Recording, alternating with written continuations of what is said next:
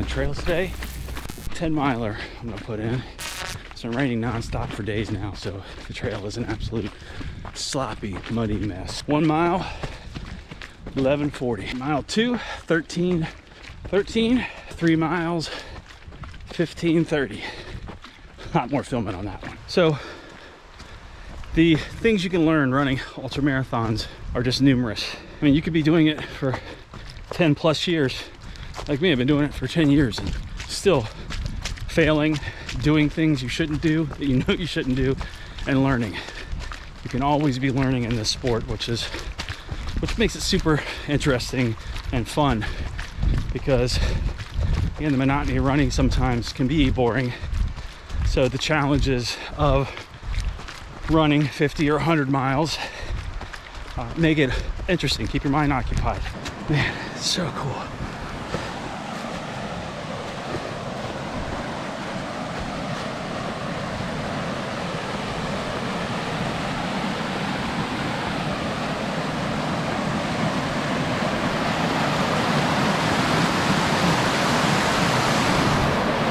This is awesome. So one of my most important tips when getting into ultra marathons, especially at those beginning stages, and truthfully all stages, is how important crew is, pacers, and this depends a lot on the race and the difficulty of the race and the aid stations and the remoteness of the ultra. Having those people out there when times get hard, who have your direction on how to handle those times, giving them advice on how to handle you and how you will react, things you will say to get out of running, and how to kind of talk you back to the ground and get you grounded and get you running again.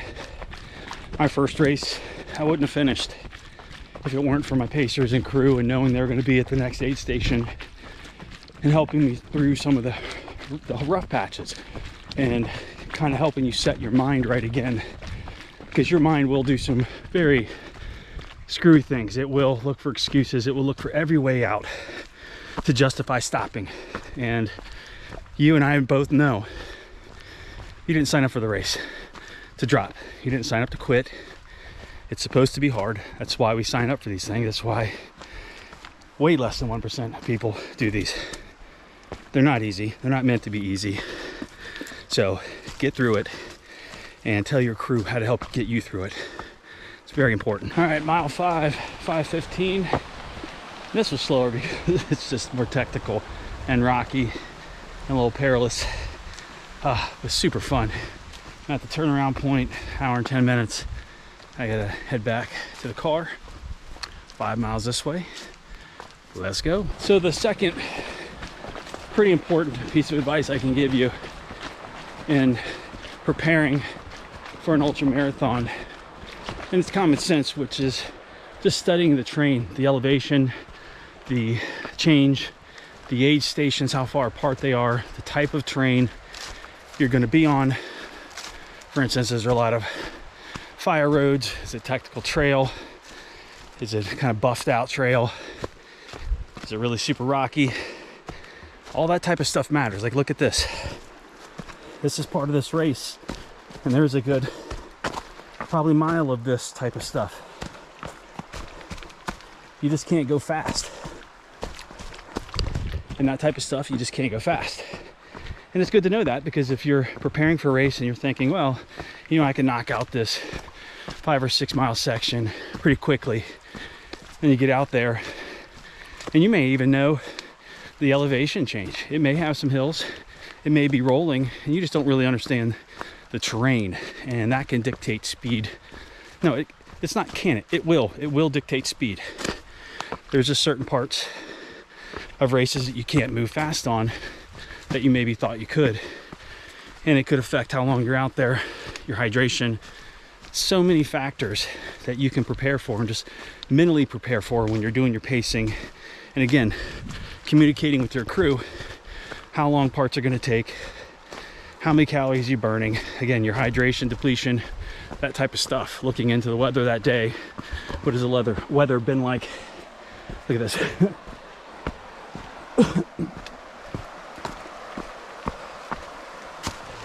just you can't move fast through this stuff. But you know, also checking what the weather has been like in years past in races, and just try to mentally prepare and physically prepare for the terrain, for the weather, types of terrain, things like that. Fun little switchbacks. So that's my second big piece of advice, really, for preparing for an ultra marathon.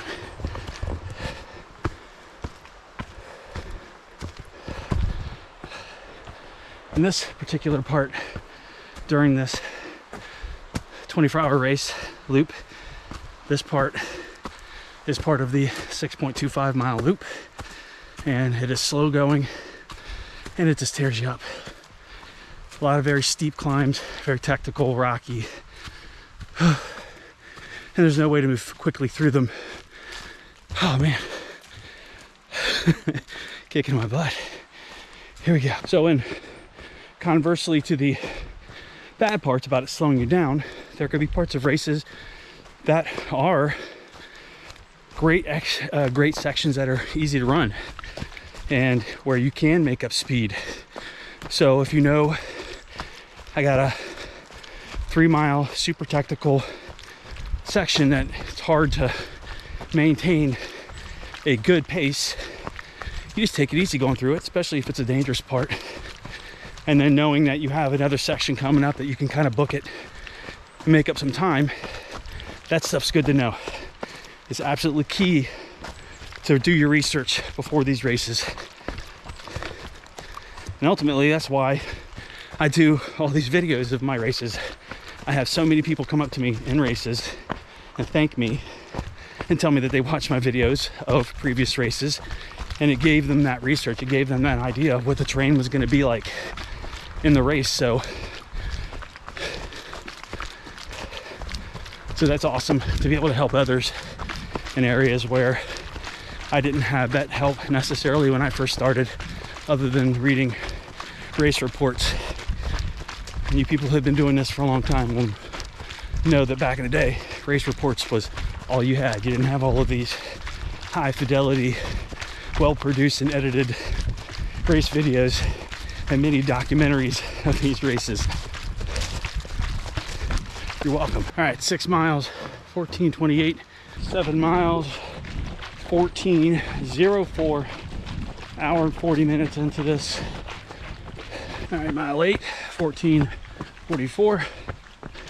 All right, the third piece of advice I can give you for running ultra marathons is, definitely over the years, I've gotten to a point where I have somewhat of a target idea of what I want to do in a race, but it's not just about trying to pick a pace and try to stick to that pace, especially if you've never run that race before. So typically what I do now is I break mine up into what my current fitness is. So I get an idea of what my current fitness is, the distance, and what the most reasonable, realistic pace would be. So I break that up into my run walk strategy, and it's more based on effort than it really is pace. So like in the Yeti 100, I really was trying to stick to power hiking like 10 minutes, running 2 or 3, and just stick with that and take what the day gives me. That will change over time. There'll be hills, there will be points where that your effort for running will be much less than other parts. So I try to control what I can control, and I can control when I run and when I walk, and that kind of ratio. And the other thing that's definitely helped me over the years is really sticking to the hydration and nutrition plan. So making sure I can control that. If I can control that, the day will be better. So if I make sure that I'm taking in 200 to 300 calories every hour, if that's what it is, again, depending on the elevation change, the heat, the weather in general, that will help me be more successful. So if I can concentrate on doing the things like that, hydration, nutrition, that will make the day better, and I don't have to focus so much on the end result. I focus on what I can control and I stick to that. And that has definitely helped me become more successful in feeling like I've had a great race. I'm not going to win these races. I'm not really worried about that. What I do worry about is executing a good race, meaning sticking to the plan that I had, nutrition, hydration, and moving on from there. Again, taking what the day gives you. And when it comes to goals, definitely you should have at least 2 to 3 goals. You know, your A goal should be whatever that is, pace, finishing time, breaking of 24 hours and 100, something like that.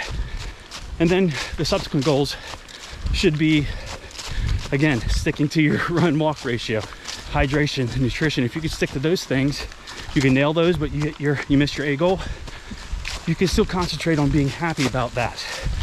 And when you're in a race and you know you've lost your A goal, sometimes it's difficult to kind of stay mentally in the game. You can get disappointed and get the poopy pants, as David Goggins would say. So set out those goals that can make you happy, even if your A goal falls through. Mile 9, 13:33. One more mile to go. I have 2 more videos that I've done in this series that are linked down below in the comments and in the description of the video. And they'll be at the end of this video. Both videos. You can click on them and keep watching. 10 miles, 13:29 on that last one. Mostly uphill. So that was a good push. 2 hours, 22 minutes. Not a bad workout at all. Beautiful day. And it's been great talking to you guys. Remember to watch the 2 videos after the end of this one, and I'll see you in the next video. Take care.